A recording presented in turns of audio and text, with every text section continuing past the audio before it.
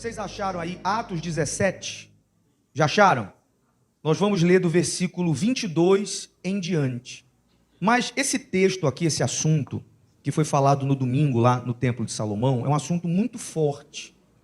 É importante que você preste bastante atenção para você entender. Eu até acho válido fazer aqui uma introdução, antes de lermos o texto, para que você entenda o que aconteceu naquele dia, quando o apóstolo Paulo chegou na Grécia, chegou em Atenas. Quando ele chegou lá, a Bíblia diz que ele ficou muito irado por ver a quantidade de deuses que tinha naquele lugar.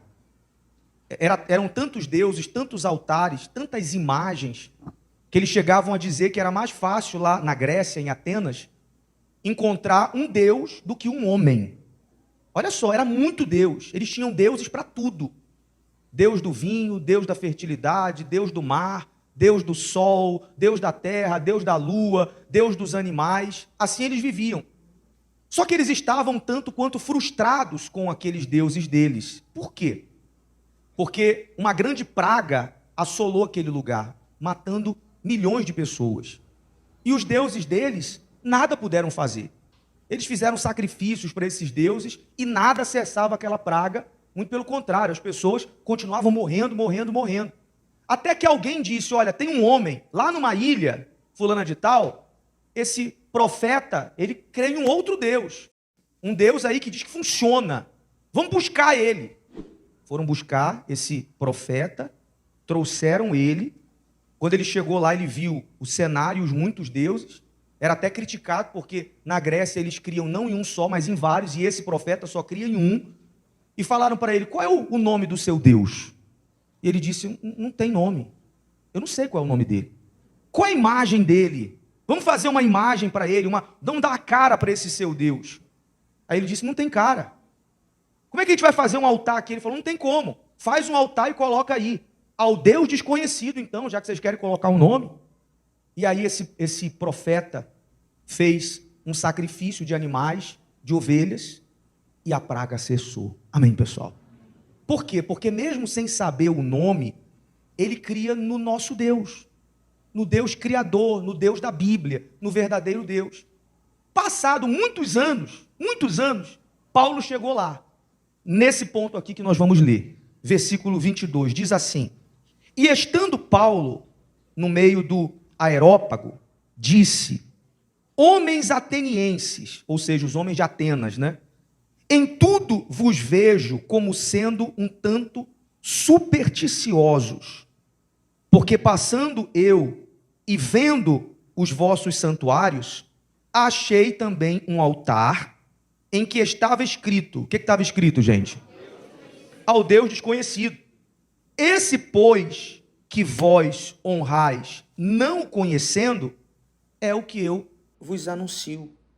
Ou seja, Paulo aproveitou, quando ele chegou lá e viu esse altar, ele aproveitou para pregar o verdadeiro Deus, uma vez que eles não serviam o verdadeiro, e sim os demais.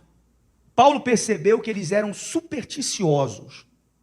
Essa é a característica de quem não conhece a Deus. Você vê, eles ouviam falar do verdadeiro, mas eles conheciam, gente? Toda pessoa que não conhece a Deus de verdade, elas são supersticiosas. Elas vão colocar a fé delas em coisas, em pessoas, em animais, em frutas, em qualquer coisa que disserem para ela que é bom. Veja se não é o mundo que a gente vive hoje. Por exemplo, vai chegar agora o final de ano, né? Qual é a cor da roupa que vocês vão usar aqui? Deixa eu saber, qual é? Qual é? Por que branco? Hã? Porque as pessoas dizem que é para trazer o quê? Quantos não passaram a virada de branco e viveram anos de tribulação? Sabe por quê? Embora você é livre se você quiser usar branco, tá? A gente fica até mais bonito quando a igreja está toda de branco, né? Mas isso não quer dizer nada. Mas o supersticioso, o que não conhece a Deus, ele compra essa ideia. Não, eu quero ter um ano de paz, então eu vou vestir branco. Para aqueles que querem ser felizes no amor, veste que cor? Vermelho. Vocês sabem, né, pessoal? Ah, eu quero ter prosperidade, então tem que vestir que cor? Como que se chama isso, gente? Fala mais forte. Superstição. Sai fora disso. Sai fora disso, porque isso é característica de quem não conhece o verdadeiro Deus. Ah, vamos comer tais frutas, né? Come uva, romã, que é para não sei o quê, para não sei o quê. Tudo superstição. Vocês estão entendendo? E Paulo aproveitou aqui para pregar já o verdadeiro Deus e deixar para eles bem claro a questão da idolatria, que impera até hoje. Porque, honestamente, se a pessoa não tem o Senhor Jesus, que é o Filho do Deus Criador, que é Deus, como único, querendo ou não, ela está sendo idólatra. Ela está sendo idólatra. Porque Jesus disse bem claro na palavra dele, eu sou o quê? O caminho, o que mais? A verdade e o que mais?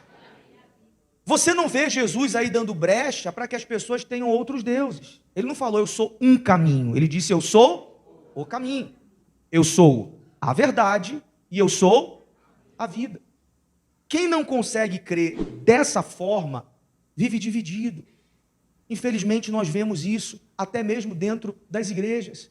A pessoa consegue ouvir a palavra, ela crê em Jesus, mas ela também crê em outras coisas. Na sorte, nas superstições, nas simpatias. Tem algumas imagenzinhas lá na casa dela. E às vezes ela até diz, não, é só de enfeite. Cuidado. Não, mas é porque eu ganhei da minha mãe, eu ganhei do meu pai. Tem um valor sentimental.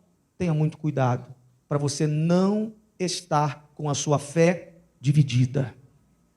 Não esteja com a sua fé dividida. Esse texto bíblico é uma prova de que o verdadeiro Deus funciona. Eles tinham mais de 30 mil deuses. Nenhum conseguiu cessar a praga. Só o verdadeiro Deus. Amém, pessoal? Esse profeta que veio dessa determinada ilha, ele não vivia dividido. Ele não cria no Criador e em outros deuses, não. Era só nele e ponto final. Se tem uma coisa que Deus não aceita, é nos dividir com outros deuses. Quando eu falo outros deuses, fica bem claro que é em letra minúscula, porque a gente só fala, mas na verdade não existe outro Deus. Só existe um. Seguindo o texto aqui, versículo 24. O Deus, Paulo falando, né? Falou para eles sobre os santuários, sobre o altar do Deus desconhecido, e disse, o Deus que fez o mundo e tudo que nele há, sendo Senhor do céu e da terra, não habita em templos feitos por mãos de homens. Naquele afã deles quererem dar uma cara para o Deus de Paulo, dar uma cara, dar um altar, Paulo deixou bem claro que isso não é o que faz diferença. A imagem, o templo, ele deixou bem claro que Deus não habita em templos feitos por mãos dos homens. O que ele quer dizer? Não é que Deus não está aqui dentro da igreja, mas o principal aqui, para a presença de Deus estar aqui nesse momento, quem é? Quem é, gente? Somos nós. É claro, a igreja é um lugar sagrado? É ou não é? É um lugar que você sente paz? É um lugar que nós temos que respeitar? É o lugar que a gente se reúne para buscar a Deus, o lugar da sua congregação? Sim. Mas se nós, digamos que a gente abandonasse essa igreja aqui, sai todo mundo, sai os obreiros, sai o pastor, sai você, sai eu, e esse lugar fica aqui, digamos que as traças. Cadê Deus? Vai ficar aqui fazendo o quê, gente? Nada. Então, aqui Paulo estava querendo deixar bem claro, para que eles não vivessem em idolatria, colocando a fé dele em lugares. Não, aquele altar, aquele outro, não. Deus não habita em templos feitos por mãos de homens. Versículo 25. Nem tampouco é servido por mãos de homens, como que necessitando de alguma coisa. Então entenda. Deus não é servido pelas mãos dos homens como quem necessita de alguma coisa, pois Ele mesmo, Deus, é quem dá a vida, todos a vida, e a respiração e todas as coisas. Amém, gente? O que Paulo quis dizer aqui? O Deus verdadeiro, o dono da vida, não precisa que ninguém cuide dele. Isso nos leva a pensar. Nos leva a entender, por exemplo, aqueles que idolatram algum outro Deus, alguma outra imagem, que tem que ser carregado. É ou não é verdade? Espera aí, está ali o meu Deusinho, está aqui o meu Deus, né? Está aqui minha imagenzinha. Ih, está empoeirado, vou ter que limpar o meu Deus. Será que Deus precisa disso, pessoal? Deixa eu passar um paninho aqui do meu Deus, deixa eu passar um paninho aqui. Ih, caiu, quebrou a cabeça. E agora, pessoal? Pega ali a cola para colar a cabeça do meu Deus. Será? É só fazer o quê, gente? Só fazer o quê, pessoal? É só pensar. Versículo 26. Paulo falando sobre o verdadeiro Deus, né? E de um só sangue fez toda a geração dos homens para habitar sobre toda a face da terra, determinando os tempos já dantes ordenados e os limites da sua habitação. Ou seja, Paulo estava dizendo, esse Deus aí do altar, do Deus desconhecido, que é o verdadeiro Deus, fez todos de um só sangue. Aqui Paulo estava acabando de uma vez com o racismo. Sabia disso, pessoal? Paulo aqui estava deixando bem claro que todos nós viemos do mesmo Criador. Não faz diferença o moreno, o escuro, o claro, o branco, o negro, porque todos nós sangramos vermelho. Sim ou não, gente? O branco e o negro, o sangue tem diferença de cor, pessoal? Tem alguém com sangue azul aqui, pessoal? Sangue branco, gente? Todo mundo tem sangue de que cor? Vermelho. Ou seja, somos todos iguais. A pessoa que tem esse problema de racismo, não gosto do fulano porque tem essa cor, sabe quem que eles estão rejeitando? O Criador. Estão rejeitando a Deus. Você vê alguém racista, esse alguém está rejeitando o Criador, o próprio Deus. Ou seja, é um pecado. É um pecado. E para finalizar no versículo 27, ele diz assim, para que buscassem ao Senhor, se porventura, tateando, o pudessem achar, ainda que não está longe de cada um de nós, porque nele vivemos, e nos movemos, e existimos, como também algum dos vossos poetas disseram, pois somos também sua geração. Sendo nós, pois, geração de quem? De Deus. Não havemos de cuidar que a divindade seja semelhante ao ouro, ou à prata, ou à pedra esculpida por artifício e imaginação dos homens? Mas Deus, preste atenção nesse texto aqui, versículo 30, mas Deus, não tendo em conta os tempos da ignorância, ordena, não é pedido não, é o que, gente? Ordena a todos os homens e em todo lugar que façam o quê? Se arrependam. Paulo estava deixando bem claro, se lá naquela época, Paulo já estava jogando por terra o tempo da ignorância e colocando em questão a ordem que Deus estava dando para que os homens se arrependessem. Sabe o que isso quer dizer? Aquela história assim, mas eu nunca ouvi falar, mas eu nunca ouvi falar de Jesus, mas eu não conheço a palavra, mas o meu tempo é tempo de ignorância, eu ainda faço isso porque eu sou desentendido. Pessoal, honestamente, hoje isso não existe mais, pelo menos no Brasil. Hoje, a cada passo que você dá aqui, hoje em dia tem uma igreja. Tem ou não tem? Você liga a televisão ali, tem um pastor pregando. Quem assiste a gente na televisão às vezes, pessoal? Pois é, aí você muda o canal, está o outro pastor, e muda está o outro, e liga de madrugada, está o outro, e liga de manhã, está o outro. Todos ali pregando a quem? A quem? A Jesus. Ou seja, há uma fartura muito grande hoje da palavra. Sem contar os nossos guerreiros espalhados nas ruas. Quem aqui você já viu? Vocês já viram, com certeza, os obreiros, os evangelistas aqui da igreja evangelizando aqui no bairro. Quem já viu? Quem já viu? Isso é todo dia, todo final de semana, toda hora. A palavra está sendo pregada. A questão é, as pessoas não querem.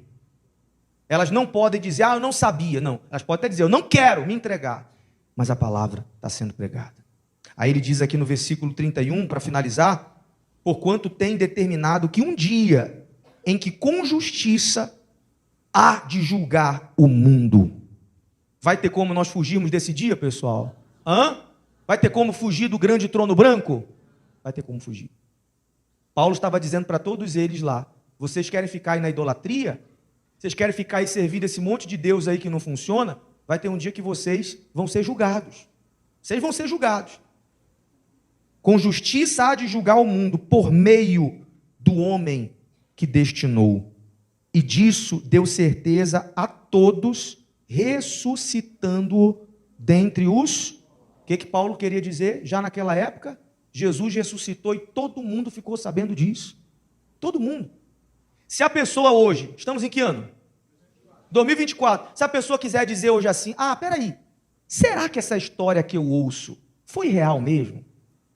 Existiu esse homem mesmo chamado Jesus nessa terra, que morreu, que ressuscitou depois de 3 dias? Quem garante que isso não é história da carochinha? Digamos que a pessoa não queira crer na Bíblia. Pega qualquer livro de história. Está lá nos livros de história. Alguém aqui já leu nos livros de história a chegada de Jesus? Alguém aqui já leu já, pessoal? Quem já leu? Pois bem, está lá nos livros de história. Então, não tem como não ter sido verdade. É igual aquela história, por exemplo, que o seu pai te contou, que o avô contou para ele, que o bisavô contou para o avô e que o tataravô contou para o bisavô. Você não viu, mas pessoas confiáveis garantem para você que aconteceu. Amém, pessoal? Jesus esteve nessa terra. Ele morreu e ressuscitou para nos salvar. Amém, pessoal? Para nos dar mais uma chance. Para que eu e você façamos dele o único e verdadeiro Deus. Tempo da ignorância não existe mais. A palavra está sendo pregada aos 4 cantos dessa terra. Até por quem não quer pregar, está pregando a palavra. Vocês vão lembrar, isso é obra do próprio Deus. Esse ano agora, no carnaval, muito se falou de uma palavra bíblica. Vamos ver se vocês lembram. Lembra aí, que a cantora lá falou no meio de todo mundo. Ih, estão desinformados, hein? Que bom que vocês não pulam carnaval, né, pessoal? Que bom, né? Teve uma palavrinha que falaram no carnaval aí. Lembra aí, pessoal? Apocalipse. Eu só esqueci o nome da mulher que falou. Foi a Ivete? Foi a outra lá? Pois é. Essa aí. Do nada ela entrou lá no meio do trio e o Apocalipse está chegando. E tá bom. Falaram que ela era louca, mas todo mundo ouviu. Quantas pessoas não saíram dali? Gente que nunca ouviu falar. Deixa eu ver o que é o Apocalipse. Ouviram.